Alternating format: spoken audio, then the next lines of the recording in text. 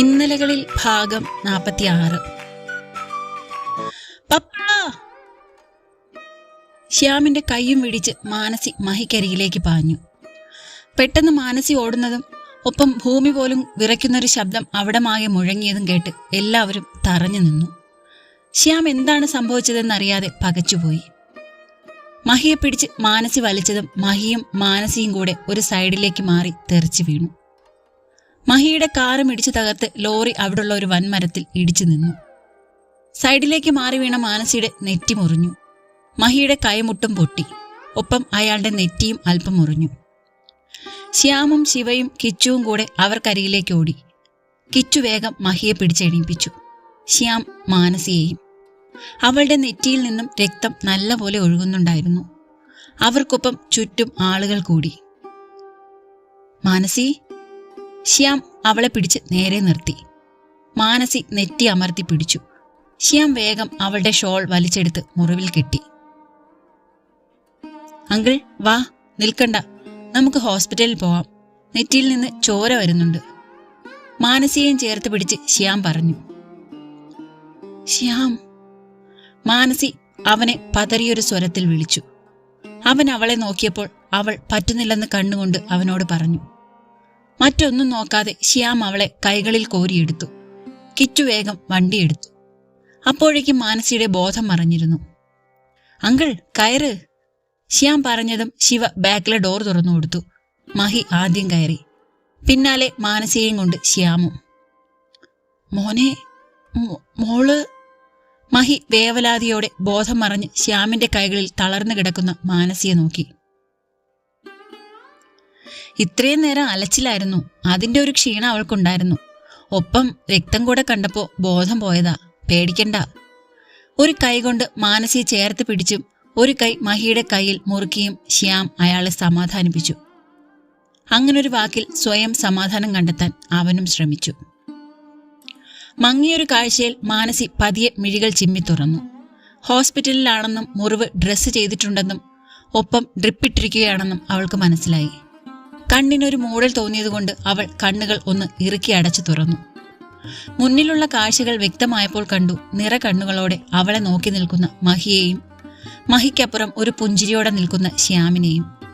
മാനസി പതിയെ എണീറ്റു. മോളെ! ഇടറിയൊരു സ്വരത്തിൽ മഹി വിളിക്കുമ്പോൾ പൊട്ടിക്കരഞ്ഞുകൊണ്ട് മാനസി മഹിയുടെ നെഞ്ചിലേക്ക് വീണു. മഹി അവളെ ചേർത്ത് പിടിച്ചു. അവർ ഒറ്റയ്ക്ക് നിൽക്കട്ടെ എന്ന് കരുതി ശ്യാമും ശിവയും കിച്ചുവും പുറത്തേക്കിറങ്ങി. ഞാൻ പേടിച്ചു പോയി പപ്പ. പപ്പയ്ക്ക് എന്തെങ്കിലും പറ്റിയിരുന്നെങ്കിലോ? ഈ സ്നേഹം എനിക്ക് കിട്ടി തുടങ്ങിയതേ ഉള്ളൂ. അത് ദൈവം തട്ടിയെടുക്കുമെന്ന് ഞാൻ പേടിച്ചു പോയി. ഓരോന്ന് എണ്ണിപ്പെറുക്കുന്ന മാനസിയെ നിറഞ്ഞ വാത്സല്യത്തോടെയും നിറ കണ്ണുകളോടെയും മഹി ചേർത്ത് പിടിച്ചു. എന്റെ മോളെ വിട്ട് പപ്പ അങ്ങനെ പോവോ? വിഷമിക്കാതടാ, പപ്പയ്ക്ക് ഒന്നുമില്ല. മഹി അവളെ ചേർത്ത് പിടിച്ചുകൊണ്ട് പറഞ്ഞു. ഞാൻ പേടിച്ചു പോയി പപ്പ. എന്റെ കൺമുമ്പിൽ പപ്പയ്ക്ക്.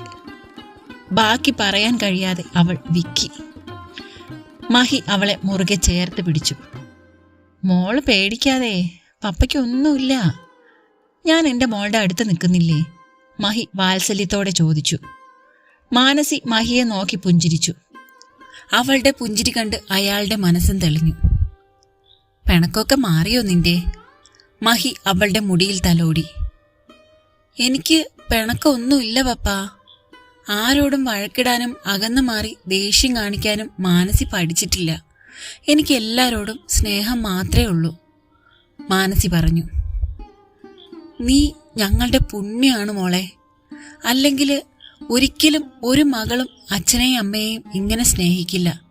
അതും ഒരിക്കലും ആ സ്നേഹം തിരിച്ചു കിട്ടാതിരുന്ന സമയത്ത്. ഈ കടമെല്ലാം എൻ്റെ കുഞ്ഞിനോട് പപ്പ എങ്ങനെ വീടോടാ?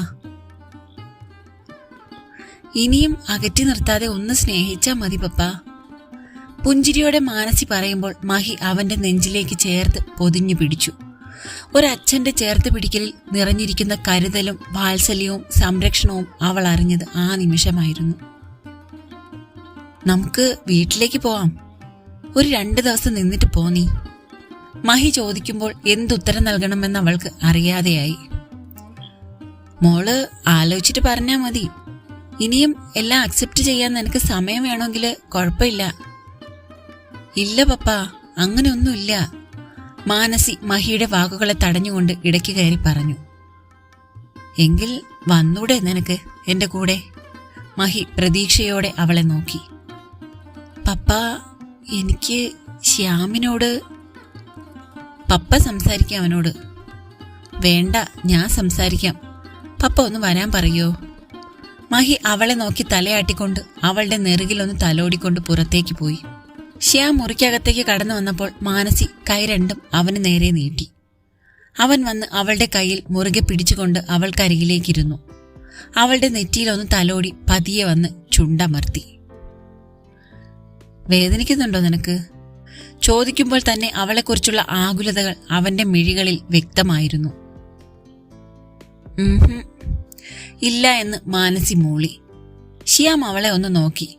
എന്തോ പറയാൻ ശ്രമിക്കുന്നുണ്ട്, പക്ഷേ പറയണോ വേണ്ടയോ എന്നുള്ള കൺഫ്യൂഷനിലാണ്. എന്താ മാനസി, നിനക്കെന്തോ പറയാനുണ്ടല്ലോ എന്നോട്, പറ. ശ്യാം അവളെ തന്റെ നെഞ്ചോട് ചേർത്ത് പിടിച്ചുകൊണ്ട് ചോദിച്ചു. അത് ശ്യാം. എന്തിനാ ഇങ്ങനെ വെപ്രാളപ്പെടുന്നത്? നീ സമാധാനായിട്ട് പറ, അവൻ പറഞ്ഞു. പപ്പ 2 ദിവസം മാൻഷനിൽ ചെന്ന് നിൽക്കാമോ എന്ന് ചോദിച്ചു. ഇപ്പോ എന്നോട് കൂടെ ചെല്ലുവോന്ന്. ബാക്കി പറയാതെ മാനസി ശ്യാമിനെ നോക്കി. പോണോ നിനക്ക്? പോണോന്നുണ്ട്, പക്ഷേ ശ്യാമില്ലാതെ എങ്ങനെയാ? മാനസി ചോദിച്ചുകൊണ്ട് അവനിലുള്ള പിടിമുറുക്കി. ഇപ്പൊ എന്താ ശരിക്കും നിന്റെ മനസ്സിൽ? പോണോ പോണ്ടേ? നിന്റെ മനസ്സിൽ എന്താന്ന് ശ്യാമിന് മനസ്സിലായില്ലേ? മാനസി അവനെ നോക്കി മുഖം കൂർപ്പിച്ചു. മനസ്സിലായി. നിനക്ക് പപ്പയുടെ കൂടെ പോണം, പക്ഷെ എന്നെ പിരിഞ്ഞിരിക്കാനും വയ്യ, അതല്ലേ കാര്യം? അവൻ ചോദിക്കുമ്പോൾ മാനസി അതേ എന്ന് തലയാട്ടി. പോണോന്നുണ്ടേല് ചെല്ല്, പോയിട്ട് വാ. നീ സ്ഥിരമായിട്ട് നിൽക്കാൻ പോകുന്നൊന്നും അല്ലല്ലോ. അപ്പോ ഞാൻ പോകുന്നതിന് ശ്യാമിന് വിഷമമൊന്നുമില്ലേ? ഞാനെന്തിനാ വിഷമിക്കുന്നേ? നീ എന്നെ ഇട്ടേച്ചും പോവൊന്നും അല്ലല്ലോ. 2 ദിവസം പപ്പയുടെയും മമ്മയുടെയും കൂടെ നിൽക്കാൻ പോകുന്നതല്ലേ. എന്നാലും ഒരെന്നാലും ഇല്ല. മനസ്സുകൊണ്ട് പോണോന്ന് ആഗ്രഹിക്കുന്നുണ്ടെങ്കിൽ പോയിട്ട് വാ. ശ്യാം എന്റെ കൂടെ വരുവോ? ഞാൻ എങ്ങനെയാ പെണ്ണെ കൂടെ വരുന്നേ? ദേവൂട്ടിയുടെ എൻഗേജ്മെന്റ് അല്ലേ. മാത്രമല്ല, അവർക്കിപ്പോ അവരുടെ മകളെയാണ് വേണ്ടത്. എന്നുവെച്ചാ? അതായത് ഇതുവരെ അകറ്റി നിർത്തിയിരുന്ന അവരുടെ മകളെ ഉള്ളറിഞ്ഞ് ഒന്ന് സ്നേഹിക്കാനാണ് ഇപ്പോൾ അവർ ആഗ്രഹിക്കുന്നത്. അതിനുവേണ്ടി തന്നെയാണ് നിന്നോട് കൂടെ ചെല്ലാവോ എന്ന് നിന്റെ പപ്പ ചോദിച്ചതും. അവരും ആഗ്രഹിക്കുന്നുണ്ടാവില്ലേ 2 ദിവസം നിന്റെ കൂടെ നിൽക്കണമെന്ന്? ശ്യാം ചോദിക്കുമ്പോൾ മാനസി അറിയാതെ തന്നെ തലയാട്ടി. മഹിയോടൊപ്പം പോകണമെന്നുണ്ട്, പക്ഷെ ശ്യാമില്ലാതെ 2 ദിവസമാണെങ്കിൽ പോലും നിൽക്കുന്നത് ചിന്തിക്കാൻ വയ്യ. മാനസിയുടെ മനസ്സിൽ ഒരു പിടിവലി തന്നെ നടന്നു.